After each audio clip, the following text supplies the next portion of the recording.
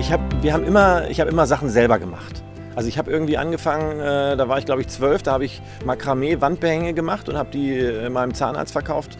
Und so ist man dann irgendwie in so eine Bastelschiene reingeraten. Und als ich dann das erste Mal so eine Holz-CNC-Fräse gesehen habe, habe ich gesagt, das ist das Ding. Ja? Und die habe ich mir dann gekauft, ohne jemals mit Holz, ohne jemals am Computer, ohne irgendwas jemals gemacht zu haben. Und habe gedacht, kriegen wir schon hin, fangen wir einfach mal an. Also man hatte jede Menge Ideen, was man da machen könnte, das und Verpackungen und alles Mögliche. Wir haben die ersten Sachen programmiert und hatten dann die ersten Sachen vorgestellt. Das waren so ganz einfache Zettelboxen. Und irgendwie ist das mit dem Stecksystem echt total schnell passiert.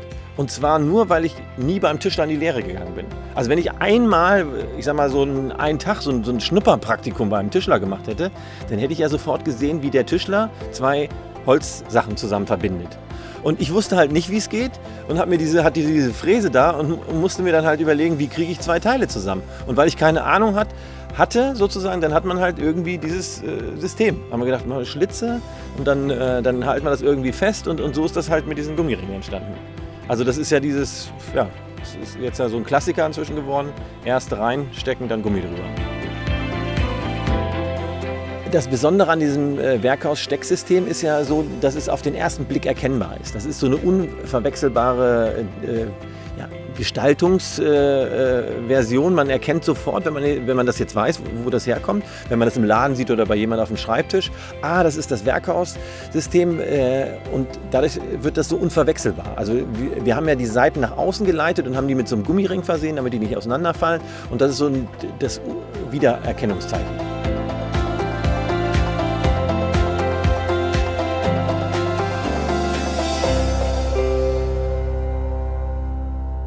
Die Geschichte mit der Nachhaltigkeit ist auch cool, weil wir wussten ja gar nicht, was das ist, Nachhaltigkeit. Da haben wir gar nicht drüber geredet. Wir waren Öko-Freaks so und haben halt irgendwie so angefangen. Ich wusste auch gar nicht, dass es zwei Welten gibt, ne? Dass es eine Zuhause-Öko-Welt gibt und eine Unternehmenswelt, die irgendwie nicht so öko ist. Also für uns war das eine Geschichte. Und insofern haben wir dann halt angefangen, den Betrieb natürlich auch von hinten nach vorne ökologisch auszurichten. Also wir haben ja inzwischen eine Biokantine, wir haben irgendwie Elektrofahrräder, wir haben Solaranlagen und machen 60% unseres Stromes selber und so weiter. Aber das war halt nicht geplant.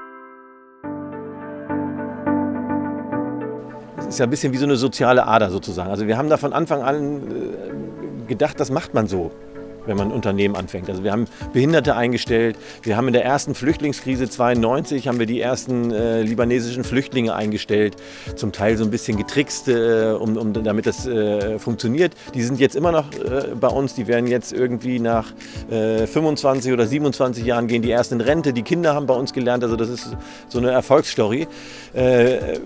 Das war immer irgendwie so ein Ansinnen. Ja? Wir haben gedacht, das gehört dazu.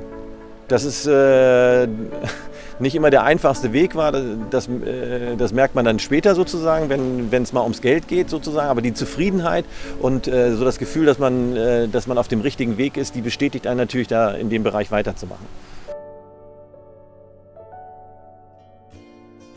Für mich war Design nicht unbedingt teuer.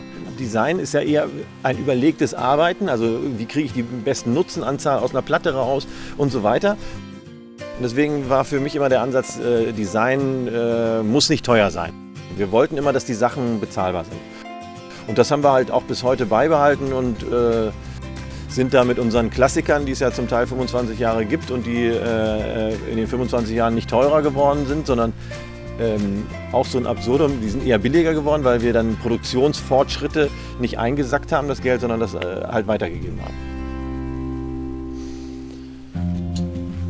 Werkhaus steht natürlich dafür, dass unsere Sachen extrem nachhaltig sind. Also wir produzieren die nur selber. Wir wissen ganz genau, wo die Materialien herkommen. Wir kaufen seit 30 Jahren bei denselben Leuten ein. Die Sachen funktionieren. Ja? Also da gibt es für uns so ein bisschen ungewöhnlich, aber es gibt eine gewisse Verlässlichkeit.